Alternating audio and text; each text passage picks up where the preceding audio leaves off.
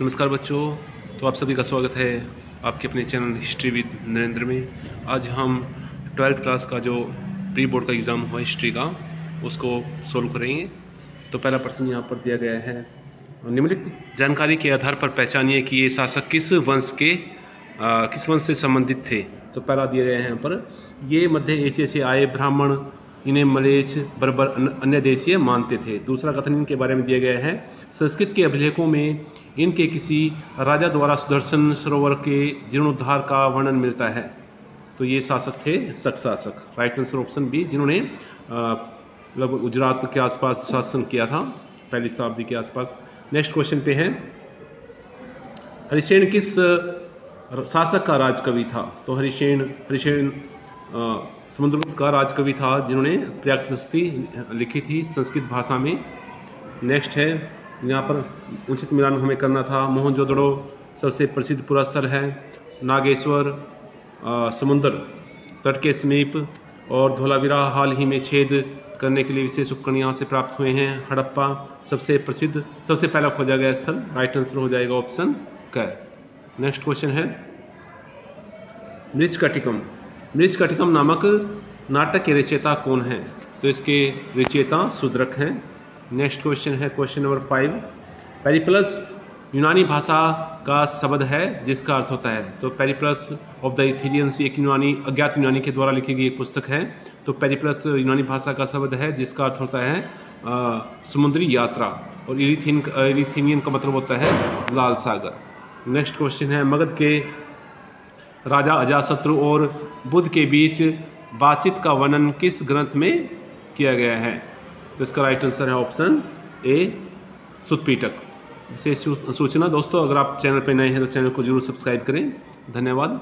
अगला क्वेश्चन है, हम्पी को राष्ट्रीय महत्व के स्थल के रूप में कब मान्यता प्राप्त हुई। तो इसका राइट आंसर हो जाएगा ऑप्शन एक, यहाँ पर 1986 में इसको अंतर्राष्ट्रीय स्तर का महत्व का स्थल घोषित किया गया था यूनेस्को के द्वारा। नेक्स्ट क्वेश्चन है, कृष्णदेव राय ने अपनी मां के नाम पर विजयनगर के समीप किस उपनगर की स्थापना की थी।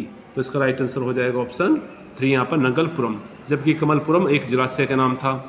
नेक्स्ट क्वेश्चन है, निम्नलिखित में से किस सूफी संत को गरीब नवाज कहा जाता है। तो इसका राइट आंसर है ऑप्शन डी, यहाँ पर शेख मोइनुद्दीन चिश्ती, जिनकी दरगाह अजमेर में है। अकबर ने यहाँ 14 बार यात्रा की थी, और एक शासक थे गयासुद्दीन खिलजी, जिन्होंने पहली बार यहाँ पर इमारत का निर्माण करवाया था। नेक्स्ट क्वेश्चन है, यहाँ पर हमें 2 कथन दिए गए हैं, अभिकथन ए और तर्क आर। तो उपयुक्त विकल्प का चयन करना है। आर में दिया गया है कि हड़प्पा सभ्यता के लोगों का ओमान, बहरीन, मेसोपोटामिया से संपर्क सामुद्रिक मार्ग से था। बिल्कुल सही है। मेसोपोटामिया के लेखक मेलुहा को नाविकों का देश कहते थे। तो ये भी कथन सही है। जो आर है वो एक ही यहाँ पर सही व्याख्या कर रहा है। तो राइट आंसर हो जाएगा ऑप्शन क। नेक्स्ट क्वेश्चन पे चलते हैं। क्वेश्चन नंबर 11, भारत में भूमि पर राज्य के स्वामित्व को राज्य तथा उसके निवासियों दोनों के लिए हानिकारक किसने बताया। तो ये फ्रांसो बर्नियर ने बताया था, जो कि फ्रांस का रहने वाला था। नेक्स्ट क्वेश्चन है क्वेश्चन नंबर 12, 1851 में गवर्नर जनरल डलहौजी ने यह कहा था कि ये गिलास फल एक दिन हमारे मुंह में आकर गिरेगा। गिलास फल से उसका अभिप्राय है, तो गिलास फल से उसका अभिप्राय अवध राज्य से है। तो अवध को 1856 में कुशासन के आधार पर अंग्रेजी राज्य में मिला लिया गया था। तब अवध के नवाब थे वाजिद अली शाह, जिनको पेंशन देकर के कलकत्ता भेज दिया गया था। 1802 में अवध पर सहायक संधि थोप दी गई थी। नेक्स्ट क्वेश्चन, और अवध से सबसे अधिक सैनिक 1857 की क्रांति में अवध के सैनिक सबसे ज़्यादा थे। तो नेक्स्ट प्रश्न पे चलते हैं। क्वेश्चन नंबर है 13, ईस्ट मुरारी बंदोबस्त के लागू किए जाने के समय बंगाल का गवर्नर जनरल कौन था। तो इसका राइट आंसर है ऑप्शन ए, यहाँ पर लॉर्ड कॉर्नवालिस। 1793 में ईस्ट मुरारी बंदोबस्त को लागू किया गया था। इसको जमींदारी व्यवस्था या फिर स्थायी बंदोबस्त के नाम से भी जाना जाता है। नेक्स्ट क्वेश्चन है, निम्नलिखित में से कौन सा आंदोलन गांधी जी से संबंधित नहीं था। तो खिलाफत आंदोलन ये 1919 में चला था, तो इसमें भी गांधी जी ने भाग लिया था। असहयोग आंदोलन 1920 में, और भारत छोड़ो आंदोलन 1942 में ये गांधी जी के द्वारा चलाए गए थे। और स्वदेशी आंदोलन जो कि 1905 में चलाया गया था बंगाल विभाजन के विरोध में, तो इसमें गांधी जी का कोई योगदान नहीं रहा क्योंकि वो उस समय दक्षिण अफ्रीका में थे। तो राइट आंसर हो जाएगा ऑप्शन ग यहाँ पर, ऑप्शन डी। नेक्स्ट है, निम्नलिखित में से कौन सा कथन सत्य है? तो पहला कथन देखते हैं, मार्च 1942 में राजद्रोह के आरोप में गांधी जी को गिरफ्तार कर लिया गया। तो ये कथन यहाँ पर गलत है क्योंकि यहाँ पर 1942 1922 होना चाहिए था। ऐसे आंदोलन के बाद जब चोरा चोरी घटना होती है 5 फरवरी 1922 में, तो अगले महीने में ही गांधी जी को गिरफ्तार कर लिया जाता है राजद्रोह के आरोप में।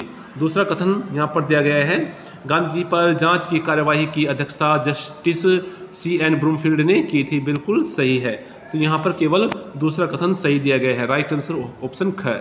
नेक्स्ट क्वेश्चन है क्वेश्चन नंबर 16, सत्याग्रह के रूप में जानी गई अहिंसात्मक विरोध की अपनी विशिष्ट तकनीक का इस्तेमाल गांधी जी ने सर्वप्रथम कहाँ किया था?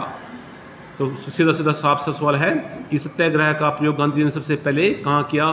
तो राइट आंसर हो जाएगा ऑप्शन ए, दक्षिण अफ्रीका में। उसके बाद भारत में अगर चंपारण में उन्होंने पहली बार भारत में चंपारण में किया था।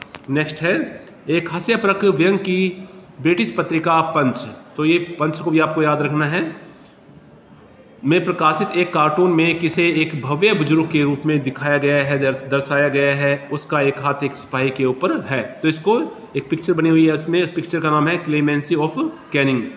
तो ये लॉर्ड कैनिंग के संबंधित है। 1857 के बारे में बाद में जब 1857 क्रांति खत्म होती है तो गांधी जी कैनिंग जो थे उन्होंने ज़्यादा बड़ा एक्शन नहीं लिया जो विद्रोही सैनिक थे, बल्कि उनके ऊपर दया भाव दिखाया। तो इसी का आलोचनात्मक एक चित्र है वो ब्रिटिश समाचार पत्रिका पंच ने बनाया था। तो राइट आंसर हो जाएगा लॉर्ड कैनिंग। नेक्स्ट क्वेश्चन है क्वेश्चन नंबर 18, संविधान निर्माण के दौरान संविधान सभा के कुल कितने सत्र हुए थे? तो इसका राइट आंसर है ऑप्शन घ, यहाँ पर 11 सत्र हुए थे। तो संविधान सभा के चुनाव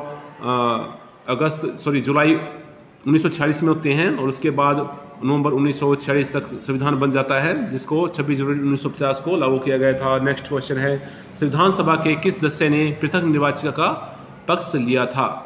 तो इसका राइट आंसर है ऑप्शन बी पोकर बहादुर। जबकि जो जयपाल थे उन्होंने आदिवासियों के हक की आवाज़ उठाई थी और गोविंद वल्लभ पंत ने पृथक निर्वाचिका के विरोध में अपना जो वक्तव्य है वो दिया था। नेक्स्ट क्वेश्चन पे चलते हैं, क्वेश्चन नंबर 23, पिटक 3, जैसे ही क्वेश्चन पता है 3 और पिटक होता है टोकरियाँ, तो इसका राइट आंसर हो जाएगा 3 टोकरियाँ। तो पहली जो टोकरी है यहाँ पर है सुत पिटक, दूसरी विनय पिटक, तीसरी अभिधम पिटक।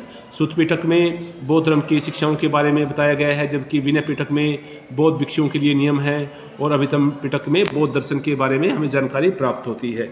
नेक्स्ट और अंतिम क्वेश्चन MCQ में पहला कथन यहाँ पर दिया गया है, 5वीं रिपोर्ट एक ऐसी रिपोर्ट थी जो एक प्रवर समिति के द्वारा बनाई गई थी। बिल्कुल सही है, ये एक ब्रिटिश संसद की एक प्रवर समिति के द्वारा तैयार की गई थी। नेक्स्ट है कथन इसमें, यह रिपोर्ट भारत में ईस्ट इंडिया कंपनी के शासन के स्वरूप पर ब्रिटिश संसद में गंभीर वाद विवाद पर आधारित थी। तो ये भी कथन सही दिया गया है। तो यहाँ पर दोनों कथन सत्य हैं। राइट आंसर ऑप्शन क्या हो जाएगा। नेक्स्ट क्वेश्चन है मैप से रिलेटेड, मैप यहाँ पर पूछा गया था। तो बी ये जो यहाँ पर दिया गया है वो बनावली हरियाणा में के फतेहाबाद जिले में पड़ता है, और ए ये है धोलावीरा से जलाशय के प्रमाण मिले हैं। नेक्स्ट यहाँ पर दिखाया है शकवंश, जो शकवंश है उसने जो पश्चिम भारत है वहाँ यहाँ पर तो शक इस एरिया में शासन कर रहे थे, जिसका सबसे शक्तिशाली शासक हुआ है वो है रुद्रदमन, जिसने एक झील थी सुदर्शन झील का पुनरुद्धार करवाया था बिना बेगार किए लिए। नेक्स्ट यहाँ पर पूछा गया था भरहोत का स्तूप, तो जो भरहोत का स्तूप जो है वो है आपके मध्य प्रदेश में, इस एरिया में है मध्य प्रदेश में। नेक्स्ट जो पूछा गया था वो था जलियांवाला बाग हत्याकांड। जलियांवाला बाग जो हत्याकांड होता है वो 13 अप्रैल 1919 को होता है। तो ये बिल्कुल अमृतसर में है, बॉर्डर पर यहाँ पाकिस्तान के। और नेक्स्ट यहाँ पर पूछा गया था चोरा चोरी कांड ये असहयोग आंदोलन से संबंधित है। 5 फरवरी 1922 में ये होता है, परंतु अब आजकल नवीन जो अनुसंधान हुए हैं उसमें इसकी डेट चेंज हो गई है, 4 फरवरी अब माना जाता है। तो ये जो था ये उत्तर प्रदेश के गोरखपुर जिला में ये स्थित था। यहाँ पर जो आंदोलनकारी थे वो एक थाने में आग लगा देते हैं, जिसके कारण 22 पुलिसकर्मी मारे जाते हैं और इससे आहत होकर के गांधी जी इस आंदोलन को वापस ले लेते हैं। तो बच्चों, आज के पेपर का जो लेवल था बहुत बढ़िया था। आपको अच्छे से तैयारी करनी चाहिए ताकि आप CBSE के जो फाइनल एग्ज़ाम होगा उसमें अच्छे से मार्क प्राप्त कर सकें। धन्यवाद।